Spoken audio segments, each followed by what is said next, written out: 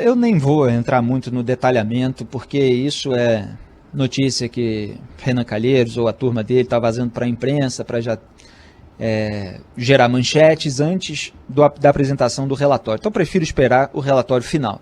Agora, é mais do que esperado que Jair Bolsonaro seja indiciado, porque foi o foco aí da investigação, aquilo que foi de responsabilidade da gestão federal durante a pandemia, que foi uma gestão terrível. Historicamente, vai ficar marcada o governo do Jair Bolsonaro por essa terrível gestão da pandemia.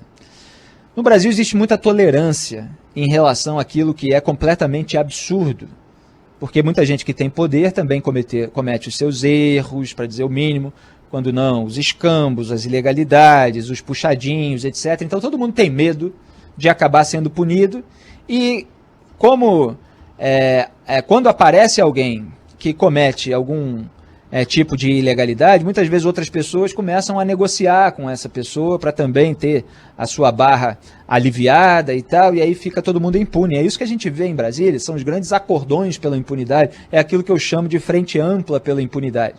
Então você tem aqueles políticos que são investigados por desvio de dinheiro, corrupção e tal, e aí aparece um político que dizia que iria combater tudo isso, vem à tona todo o telhado de vidro, com gabinetes passados, o sujeito ainda faz essas barbaridades durante uma pandemia, e os outros vão aproveitando. Ah, então é assim, então peraí, eu te alivio aqui e tal, mas você me entrega esse cargo aqui, me distribui essas emendas, faz um orçamento secreto.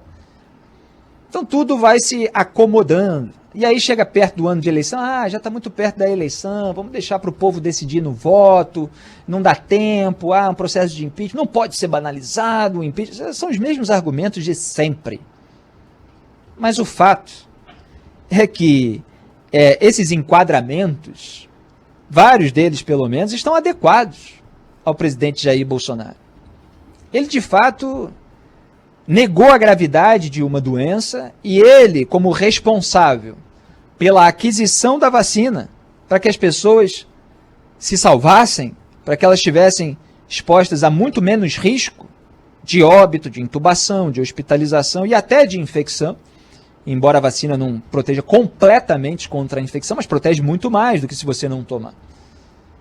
Então ele era o responsável pela aquisição das vacinas e ele não adquiriu no momento certo, o que obviamente resultou em mais mortes. O Renan Calheiros nem estava querendo antes enquadrar por homicídio, mas aí, consultando juristas, etc., se viu ali uma possibilidade de enquadramento, que é comissivo, pela omissão. E eu falei sempre aqui da omissão dolosa de socorro, quer dizer, é como você está num barco vendo uma parte dos seus conterrâneos, dos seus compatriotas naufragando, você pode acessar boias ali e mandar para as pessoas que estão se afogando, que eventualmente não saibam nadar, não consigam. E você não faz isso. Você deixa a pessoa morrer. O atraso da vacinação é por aí. É um ponto gravíssimo, mas você não teve só isso, né? Você teve o uso de estudos falseados para embasar uma política pública, que é uma política pública que não tem como fugir, pelo menos, a um indiciamento de crime de responsabilidade, que é a política da infecção em massa.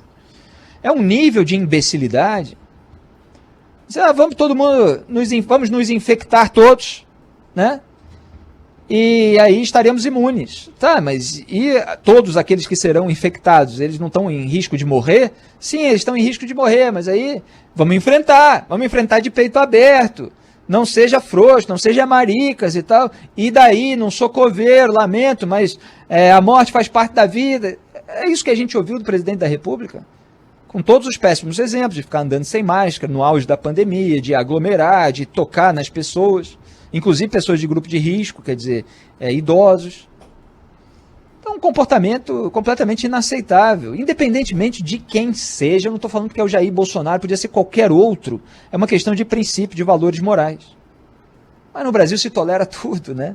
Se está tudo bem, se está distribuindo dinheiro, se está distribuindo cargo, se está gerando menos instabilidade, aí, se parou de falar em golpe de Estado, então está tudo bem. Então deixa para lá, deixa o povo resolver e tal. Só que vidas humanas foram perdidas, mas se banalizou no Brasil o valor da vida. E isso fica em segundo plano. Tanto que agora os bolsonaristas ficam repetindo aquelas papagaiadas que ninguém disse, né, com as letras. Eles criam umas frases e eles fingem que todo mundo estava dizendo aquilo. Né? Não, a economia vem depois e tal, não sei o quê. E a vida das pessoas que foram perdidas, as vidas que foram perdidas, elas poderiam ter sido preservadas. Os países que estão tendo a sua economia retomada em maior velocidade são aqueles que se preocuparam em preservar as vidas, obviamente, porque a economia é tocada pelas vidas humanas. Então, quanto mais rápido você resolver o problema epidemiológico, mais rápido você vai ter o retorno da economia. Se você não resolve, você nunca consegue retomar a economia como era antes. Você fica com um problema sendo prolongado, porque ele não é combatido. E só foi combatido por pressão de todos nós, que fazemos jornalismo, dos líderes internacionais que adquiriram as vacinas, que apareceram em vídeos, em fotografias, que circularam o mundo, mobilizando a pressão da sociedade contra um presidente absolutamente omisso, para dizer o mínimo. Na verdade, é até difícil ficar só na omissão. Então, se acelerou a imunização em massa e com isso houve uma queda vertiginosa. Peguem os gráficos. A imunização vai avançando, vai perdendo o seu atraso, como eu prefiro dizer, e a curva de óbitos é toda para baixo. E de intubações, hospitalizações, contágio. E ainda ficam esses vagabundos aí que estão com microfone, às vezes até em marcas tradicionais, mentindo sobre casos específicos. Porque há pessoas, inclusive jovens, que morrem de outras causas.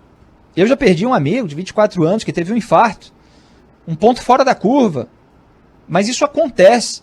Imagina hoje, se tivesse tomado vacina e depois morrido numa circunstância que não parece comum aos leigos que escutam aquilo, iam dizer que foi por causa da vacina, que é o que estão fazendo com outros casos que não são facilmente assimiláveis, compreendidos no primeiro momento por aqueles que não são da sua especialidade. Então eles desinformam para tentar fazer as pessoas ficarem com medo.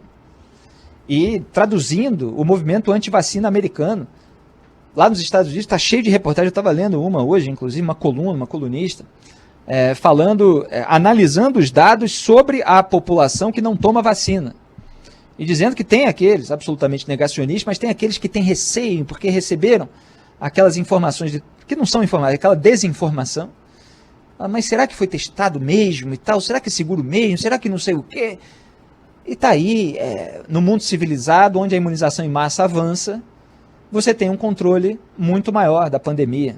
E é essa luz no fim do túnel que a gente está enxergando agora, apesar do governo. E, obviamente, é preciso focar nos gestores públicos que tiveram responsabilidade. Só para completar, o senador Alessandro Vieira, ele estava prometendo fazer um relatório paralelo ao do Renan, porque justamente ele quer focar nos gestores. Ele fala, não é necessariamente crime ter uma opinião idiota, né, como muitos tiveram aí a respeito dos medicamentos ineficazes, etc. Mas você adotar isso como política pública, e até usando, né, o caso da Prevent Senior, que é um dos maiores escândalos, mas enfim, vamos tocar a pauta hoje, semana que vem, de repente, a gente volta nesse assunto, porque já está tendo desdobramento. Mas o Alessandro Vieira focando naqueles que têm maior responsabilidade, para não ficar uma repercussão assim de, fulano foi indiciado, mas conseguiu se safar, olha só e tal, e se joga muita fumaça. Se focar mais naqueles que têm maior responsabilidade, o Alessandro Vieira considera melhor. Mas é claro que Jair Bolsonaro conta com Augusto Aras, o procurador amigo, né, que é o protótipo daquilo que os parlamentares querem fazer com o corregedor, a escolha deles no Conselho Nacional do Ministério Público. Né? Eles querem alguém que faça vista grossa a toda a sujeira deles, que é exatamente o que Augusto Aras faz em relação à sujeira de Jair Bolsonaro. Jair Bolsonaro conta também com Arthur Lira na Câmara dos Deputados. Então a PGR resolveria a parte dos crimes comuns, analisaria, né, e poderia formular denúncia ou não, e o Arthur Lira, presidente da Câmara, ficaria com os crimes de responsabilidade. A CPI, para driblar esses dois aliados do Bolsonaro, já fez um cálculo ali jurídico, viu a hipótese de as próprias famílias recorrerem ao Supremo Tribunal Federal e haver uma deliberação em plenário sobre determinados casos. Vamos ver se isso vai acontecer.